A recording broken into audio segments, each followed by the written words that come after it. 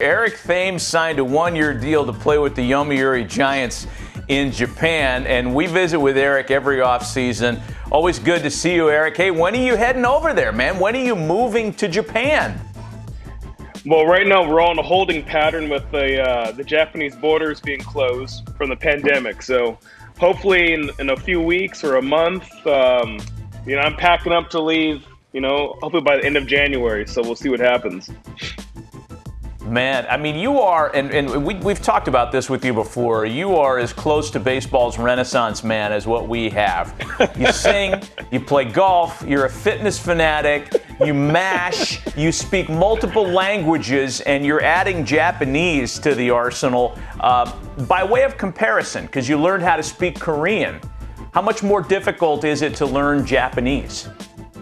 It's very, very difficult. It's crazy. Like Korean, it's like a block letter system, so you can build like words and letters like that. But Japanese, you look at it like at face value, it's just slashes, and it's hard. So it's definitely a new challenge for me. So hopefully in the next few months, I'll be very, very good at it. Hey Eric, I got a chance to go to Japan and play in the Major League All-Star Tour. And that was 1988. And they thought I was big then. I was like, I'm 5'11", 165 pounds at that time. You're gonna go over there looking like the Incredible Hulk. They're gonna be tripping, man, I'm telling you. Yeah, I'm planning on not being able to find much clothing. So hopefully I'll bring all my clothes over there. I won't be able to buy jeans or shirts, so. Has anybody told you though how popular you will be? I mean, you know a little bit because you're in Korea and standing out, how different you just in your appearance alone. In Japan, it's even greater. I mean, they're gonna come to you like you're Michael Jordan. Has anybody explained that to you yet? What was that commercial with the Big Papi? Remember that from a few years ago? Oh yeah, yes. Yeah, so we'll see. Like, I have no idea. I was there for a few days a few years ago, and my experience was great. The food was awesome.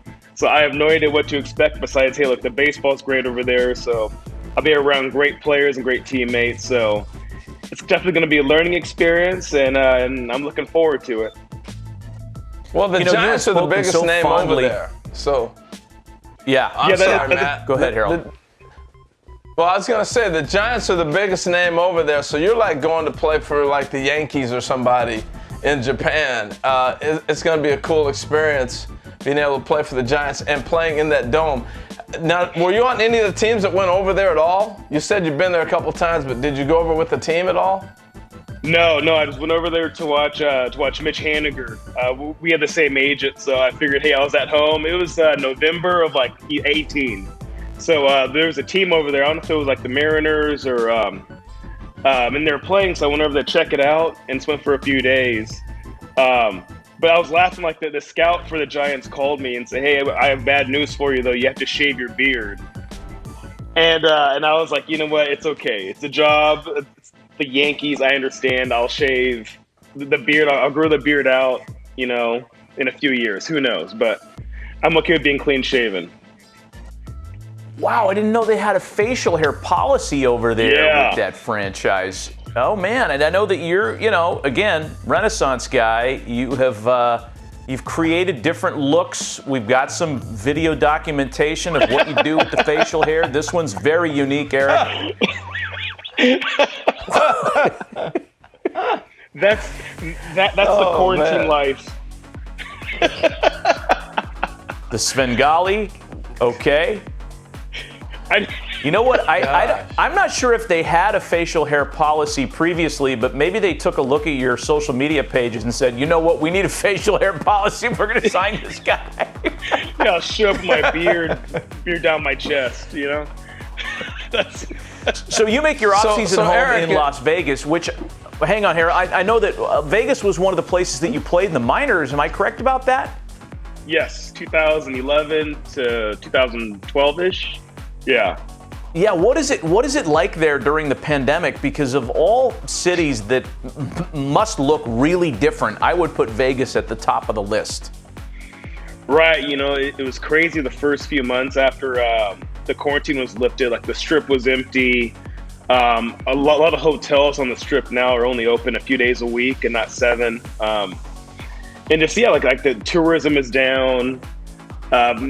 People are trying to stay inside to stay safe. This is definitely a really odd look to see Vegas as dead as it is, but hopefully by the end of this year or next year, things get back to normal again.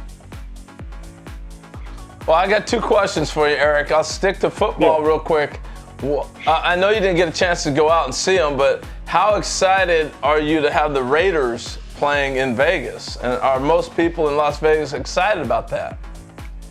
Actually, I have season tickets. So obviously they refunded everybody that had season tickets and everything, but I'll have to wait till next year. I was actually supposed to be in Denver right now to watch them play yesterday, but the whole the signing with Tokyo, and I didn't know if I would be leaving soon or whenever, so I had to cancel that. So gotta wait for next year to see live sports. Hopefully the vaccine worried comes about out. anything? I'm sorry? Are you worried about anything in Tokyo, going over and going to a foreign country? Is there anything that worries you that you might have a little trepidation about? No. I'm fortunate to be in Tokyo, so it's a really massive city. There's a lot of great restaurants out there.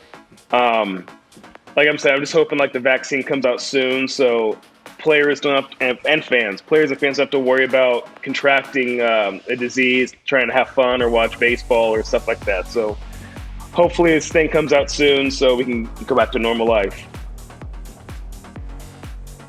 Hey, Eric, we appreciate the time as always, man. We wish you the best over there in Japan. I suspect we'll be visiting with you again, maybe even during the season, which would be super cool. We know you're going to love the experience. And as Harold said earlier, you're going to be a big hit overseas, as you already have been. I appreciate it. Thanks, guys.